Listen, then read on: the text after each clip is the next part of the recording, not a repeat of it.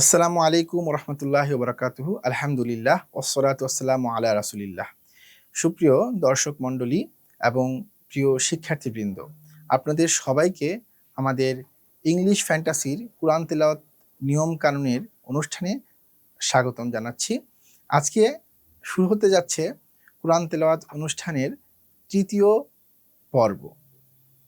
সুপ্রিয় শিক্ষার্থীবৃন্দ, প্রথমে আমি আপনাদেরকে মনে করে দিতে চাই, আমরা ইতিমধ্যে যে 2টি পর্ব শেষ করেছি, সেই পর্বে আমরা কি পড়িয়েছি সেগুলো আমরা একটু পুনরায় সংক্ষিপ্ত আলোচনা করব বা টপিকগুলোকে সংক্ষিপ্তভাবে উপস্থাপন করব। প্রথম পাঠে আমরা আলোচনা করেছি আরবি ব্যঞ্জন ধ্বনি ও বর্ণ হারফ বা হরফ নিয়ে। এই হরফগুলো পূর্ণতা পায়, অর্থাৎ গতি লাভ করে হারাকাহ বা হরকতের মাধ্যমে, এবং হারাকাহ ও হরকত নিয়ে গঠিত হয় মুতাহাররিক। প্রথম পর্বে আমরা আপনাদের সাথে এই মুতাহাররিক সমূহের পরিচয় করিয়ে দিয়েছি। সুপ্রিয় শিক্ষার্থীবৃন্দ, দ্বিতীয় পাঠে আমরা আপনাদেরকে দেখিয়েছি 2 জবর 2 জের ও 2 পেশ কিভাবে আমাদের হরফ সমূহের পরিবর্তন ঘটায়।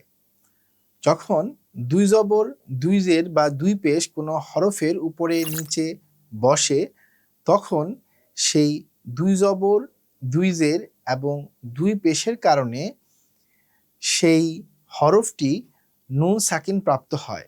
প্রথম হরকতটির জন্য হরফটি গতিপ্রাপ্ত হয় এবং পরবর্তী হরকতের কারণে সেই স্থলে নুন সাকিন হয়। যেমন বা 2 জবর বান, তা 2 জবর তান, জিম 2 জবর জান, এরকম। এবং তানউইনে আলোচনার পর আমরা উপস্থাপন করেছি আরবি ব্যঞ্জন ধ্বনি থেমে যাওয়া, অর্থাৎ সুকুন। সুকুনের আলোচনায় আমরা আপনাদেরকে দেখিয়েছি কিভাবে একটি আরবি ব্যঞ্জন ধ্বনি থেমে যায় বা সুকুন প্রাপ্ত হয়। যেমন হামজা বা জবর আব, হামজা বা জবর আব, এখানে বা এই ধ্বনিটি এই সুকুন প্রাপ্ত হয়েছে, ফলে এই ধ্বনিটি থেমে গিয়েছে। এই ধ্বনিটি থেমে গিয়ে এর উচ্চারণ হয়েছে এরকম যে হামজা বা জবর আব, আব, আব। প্রিয় শিক্ষার্থীবৃন্দ, আজকে আমরা আপনাদের সাথে যেই বিষয়টি আলোচনা করব, আমাদের তৃতীয় পাঠের যে বিষয়বস্তু রয়েছে সেগুলোর সাথে। আমাদের তৃতীয় পাঠে আমরা শিখব তাসদিদের কারণে আরবি হারফের 2 বার উচ্চারণ, অর্থাৎ সাদ্দা। সাদ্দা মানে শক্ত হওয়া। অতঃপর আমরা শিখব মাদ্দের হারফ আসার কারণে আরবি স্বরধ্বনির দীর্ঘ উচ্চারণ, অর্থাৎ মাদ। তাহলে আজকে আমরা এই 2টি বিষয় নিয়ে শিখব। 1 নাম্বার হচ্ছে তাসদিদের কারণে সাদ্দা এবং মাদ্দের হরফ আসার কারণে মাদ। আজকে আমাদের আলোচনার বিষয়বস্তু এই 2টি। চলুন আমরা শুরু করি।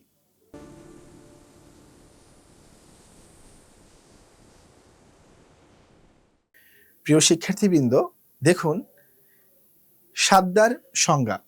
এটা হচ্ছে তাসদিদের চিহ্ন।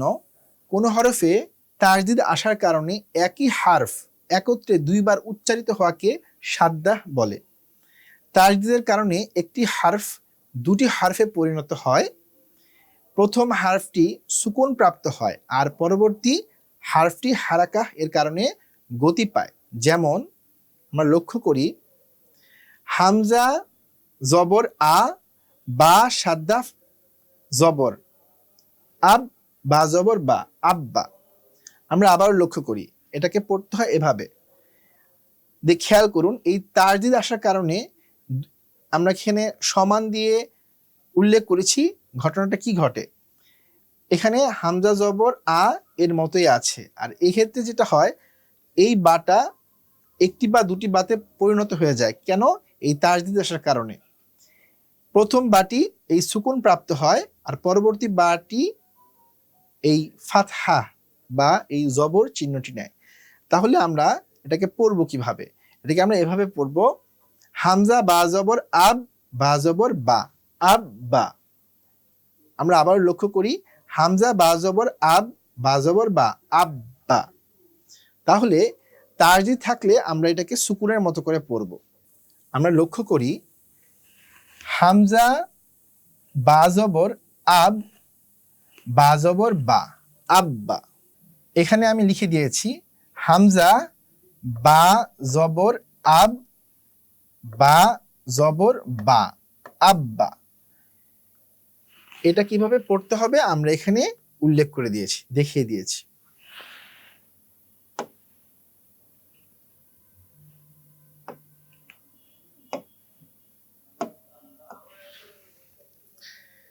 অনুরূপ হামজা বা জবর আব, বা পেশ বু, আব্বু। হামজা বা জবর আব, বা পেশ বু, আব্বু। অনুরূপভাবে লক্ষ্য করি, হামজা বা জবর আব, বাজের বি, আব্বি। হামজা বা জবর আব, হামজা বা জবর আব, বা জের বি, আব্বি, আব্বা, আব্বু, আব্বি। সুপ্রিয় শিক্ষার্থীবৃন্দ, তাজদিদের কারণে গঠিত মুতাহারিক নিয়ে এখন আমরা আলোচনা করব। সুপ্রিয় শিক্ষার্থীবৃন্দ, প্রথম যেই উদাহরণটি আমরা দেখতে পাচ্ছি সেটি হলো এটি, হামজা বা জবর আব, বা জবর বা, আব্বা। হামজা বা জবর আব, বা পেশ বু, আব্বু। হামজা বা জবর আব, বাজের বি, আব্বি, আব্বা, আব্বু, আব্বি।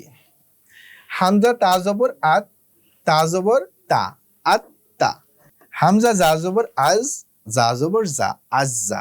হামজা জা জবর আজ, জা পেশ জু, আজ্জু। হামজা জা জবর আজ, জাজের জি, আজ্জি। আজ্জা, আজ্জু, আজ্জি।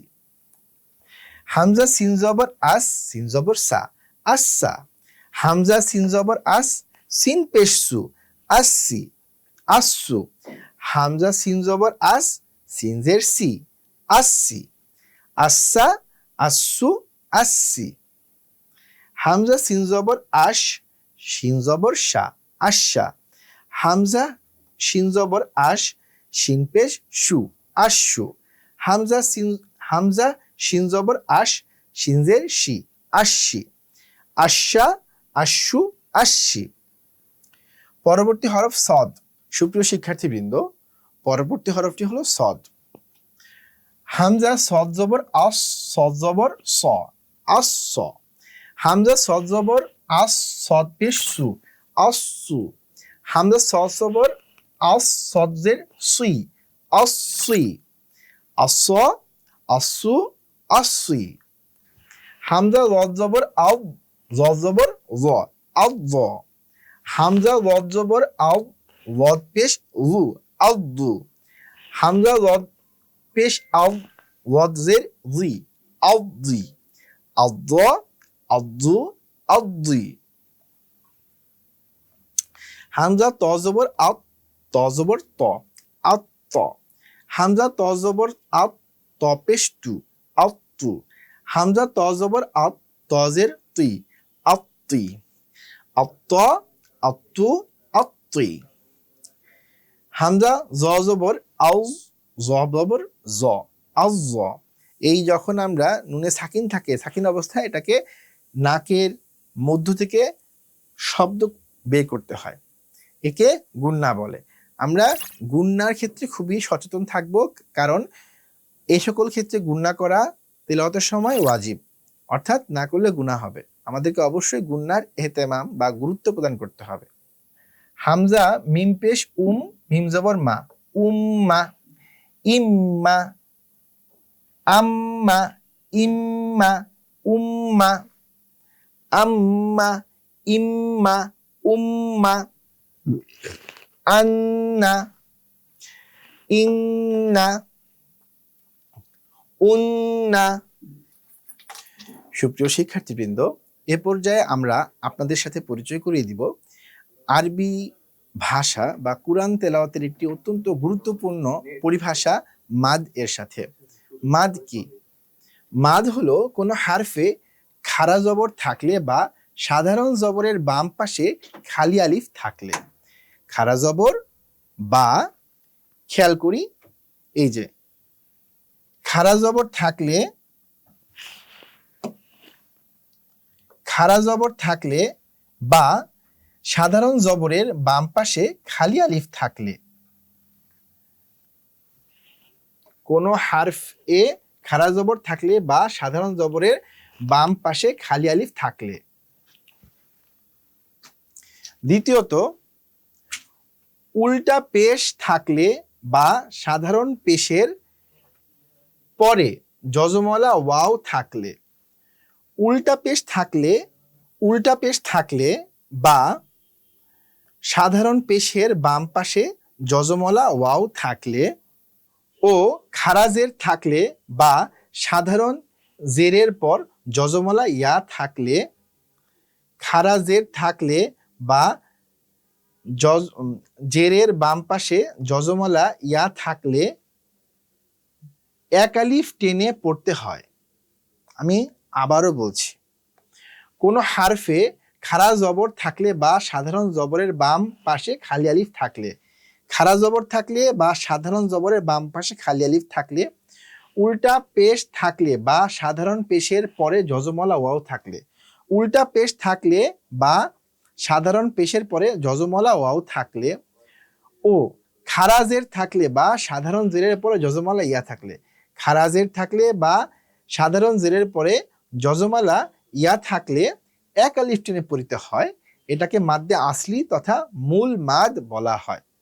অর্থাৎ যদি জবরের বাম পাশে খালি আলিফ, পেশের বাম পাশে যজমলা ওয়াও, জেরের বাম পাশে যজমলা ইয়া থাকে, অথবা জবরের একটা খাড়া, যে কোনো একটা হরফের উপরে খাড়া জবর থাকে, অথবা যে কোনো একটা হরফের উপরে খাড়া উল্টা পেশ থাকে, অথবা যে কোনো একটি হরফের নিচে খাড়া জের থাকে, এই তিনটি ক্ষেত্রে অবশ্যই আমাদেরকে এক আলিফ পরিমাণ টেনে পড়তে হবে।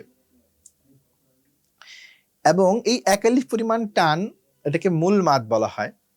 উল্লেখ্য, মূল মাদের পর অন্য কোনো কারণ যুক্ত হলে, যেগুলো আমরা পরবর্তীতে আপনাদেরকে উল্লেখ করব, তখন এক আলিফ টান বেড়ে 3 আলিফ, 4 আলিফ প্রভৃতি মাদ্দের উৎপত্তি হয়। সুপ্রিয় শিক্ষার্থীবৃন্দ, আমরা আপনাদেরকে যেটা বোঝাতে চেষ্টা করছি সেটা হলো, অন্যান্য ভাষার মতো আরবি ভাষার কিছু স্বকীয় বা স্বতন্ত্র বৈশিষ্ট্য রয়েছে। আরবি ভাষার স্বতন্ত্র একটি বৈশিষ্ট্য হলো এর মাদ, অর্থাৎ এখানে টেনে পড়ার কিছু বিষয় রয়েছে। তাহলে টেনে পড়ার মূল কারণ কোনটি? টেনে পড়ার মূল কারণ 3টি। একটি হলো জবরের বাম পাশে খালি আলিফ, পেশের বাম পাশে যজমলা ওয়াও এবং জেরের বাম পাশে যজমলা ইয়া। ঠিক তেমনি যদি কোনো একটি হরফের উপরে খাড়া জবর থাকে, তবে সেক্ষেত্রেও আমরা এক আলিফ টেনে পড়ব। আবার উল্টা পেশ থাকলে সেটাও আমরা এক আলিফ টেনে পড়ব, এবং খাড়া জের থাকলেও আমরা এক আলিফ টেনে পড়ব। এই 6 কারণে মূল মাদ সংঘটিত হয়, এবং পরবর্তীতে যদি অন্য কোনো কারণ দেখা দেয়, তাহলে সেই মাদ বেড়ে 3 আলিফ এবং 4 আলিফ পর্যন্ত টানতে হয়। সুপ্রিয় শিক্ষার্থীবৃন্দ, এই পর্যায়ে আমরা আপনাদেরকে দেখাবো কিভাবে মাদ্দের হরফ উচ্চারণ করতে হয়। খেয়াল করি, সাধারণ হরকত উচ্চারণ করার সময় আমরা বলবো বাজবর বা, বাজবর বা। আর মদ্দের হরফ আসলে, অর্থাৎ এখানে আমরা লক্ষ্য করি, এখানে প্রথমে বা আছে, এর সাথে আলিফ সংযুক্ত রয়েছে। এটা হচ্ছে বা, এটা হচ্ছে জবর, এটা হচ্ছে আলিফ।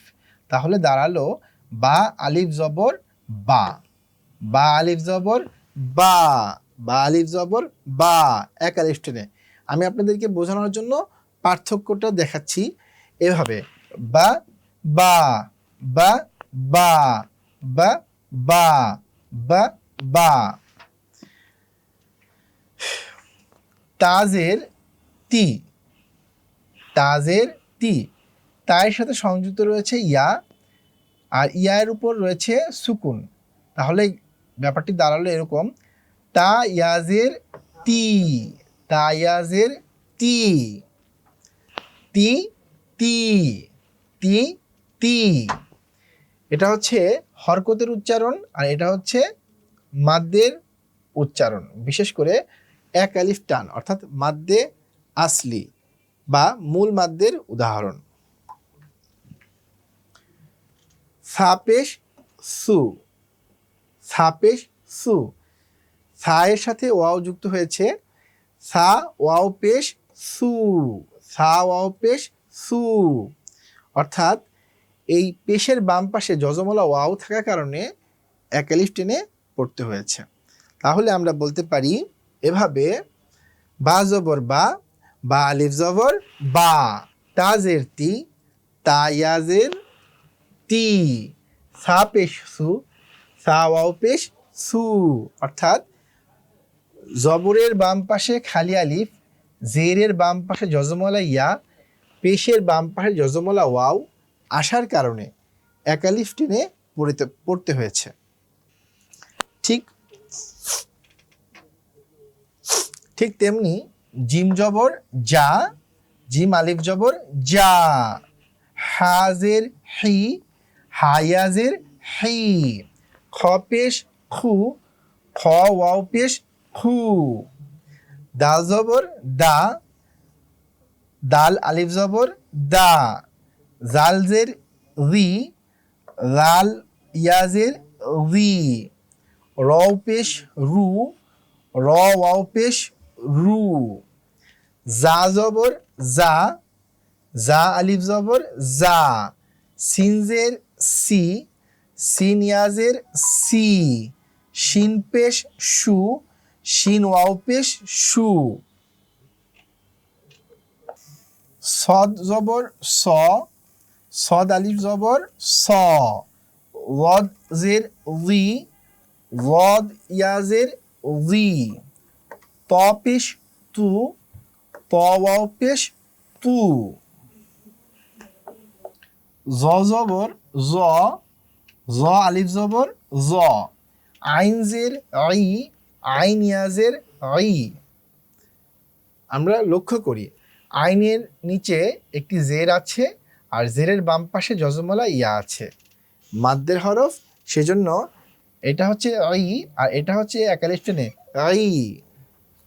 ওয়াইন পেশ হু, ওয়াইন ওয়াও পেশ হু, ফা পেশ ফা, ফা আলিফ জবর ফা, এক আলিফ টেনে, কফ জের কি, কফ ইয়াজের কি, কাফ পেশ কু, কাফ ওয়াও পেশ কু, লাম জবর লা, লাম আলিফ জবর লা, মিম জের মি, মিম ইয়াজের মি, নুন পেশ নু, নুন ওয়াও পেশ নু, ওয়াও জবর ওয়াও, ওয়াও আলিফ জবর ওয়া, ওয়াও জবর ওয়া, ওয়াও আলিফ জবর ওয়া, হাজের হি, হায়াজের হি, হামজা পেশ উ, হামজা ওয়াও পেশ উ,